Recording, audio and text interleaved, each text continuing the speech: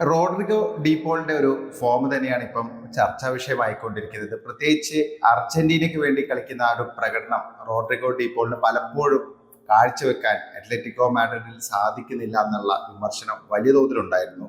പ്രത്യേകിച്ച് കഴിഞ്ഞ സീസണുകളിലൊക്കെ നമുക്ക് പ്രത്യേകിച്ച് പറയുകയാണെങ്കിൽ 2021 ഉഡിനീസിയിൽ നിന്ന് അത്ലറ്റിക്കോ മാഡ്രിഡിൽ എത്തിയതിനു ശേഷം ഒരു കൺസിസ്റ്റന്റ് ആയുള്ള പെർഫോമൻസ് റോഡ്രിഗോ ഡീപോളിനെതിരെ കാഴ്ചവെക്കാൻ സാധിച്ചിരുന്നില്ല. അപ്പം പലപ്പോഴും അത് വലിയ വിമർശനങ്ങൾക്ക് വഴിവെച്ചിരുന്നു. കാരണം അർജന്റീനയ്ക്ക് വേണ്ടി കാഴ്ചവെക്കുന്ന ആ ഒരു പ്രകടനം, ആ ഒരു ഇന്റൻസിറ്റി റോഡ്രിഗോ ഡീപോൾ അത്ലറ്റിക്കോ മാഡ്രിഡിന് വേണ്ടി കാഴ്ചവെക്കുന്നില്ല, അല്ലെങ്കിൽ കളിക്കുന്നില്ല ആ രീതിയിൽ എന്നുള്ള ഒരു വിമർശനം വളരെ സജീവമായിരുന്നു. ഒരു പരിധി വരെ അത് ശരിയുമായിരുന്നു.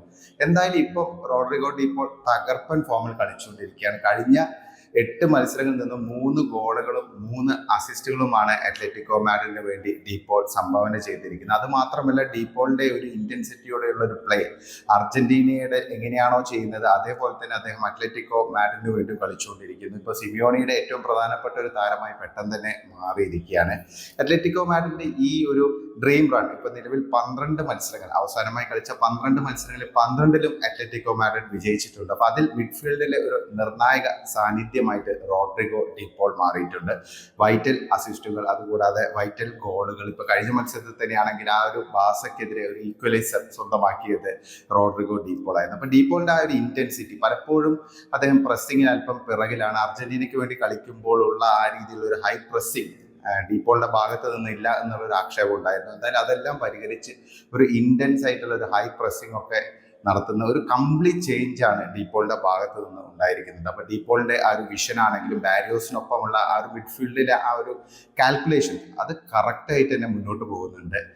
പ്രത്യേകിച്ച് ഒരു ലീഡർഷിപ്പ് ക്വാളിറ്റി മിഡ്ഫീൽഡിൽ പ്രകടമാക്കാൻ ഡീപോൾ തുടങ്ങിയിരിക്കുന്നു. 30-കാരനായ ഡീപോളിന്റെ ഭാഗത്ത് നിന്ന് ഇത്രയും കൺസിസ്റ്റന്റ് ആയുള്ള ഒരു പെർഫോമൻസ് ക്ലബ് ഫുട്ബോളിൽ അടുത്ത കാലത്തൊന്നും ഉണ്ടായിട്ടില്ല. അപ്പൊ അത് അത്ലറ്റിക്കോ മാഡ്രിഡിന്റെ ഒരു മുന്നേറ്റ നിരയുടെ ആ ഒരു വിജയത്തിന്, അല്ലെങ്കിൽ അവരുടെ ഒരു പെർഫോമൻസിനും നിർണായകമായിട്ടുണ്ട്. പ്രത്യേകിച്ച് ഹുലിയൻ അൽവാരസും ഗ്രിസ്മാനുമായിട്ട് നല്ല രീതിയിൽ തന്നെ ഏകോപനത്തോടെ കളിക്കാൻ റോഡ്രിഗോ ഡീപോളിന് സാധിക്കുന്നുണ്ട്.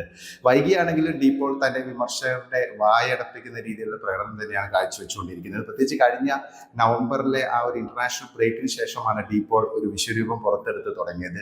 അർജന്റീനയ്ക്കൊപ്പം ലോകകപ്പും 2 കോപ്പ അമേരിക്ക കിരീടമൊക്കെ നേടിയ പ്ലെയറാണ്. പക്ഷെ ആ ഒരു കൺസിസ്റ്റൻസി ക്ലബ് ഫുട്ബോളിലും അദ്ദേഹത്തിന് തുടരാൻ സാധിക്കുന്നു എന്നുള്ളത് അദ്ദേഹത്തിന്റെ ആരാധകരെ സംബന്ധിച്ച് വളരെ ആവേശം നൽകുന്ന ഒരു കാര്യം തന്നെയാണ്.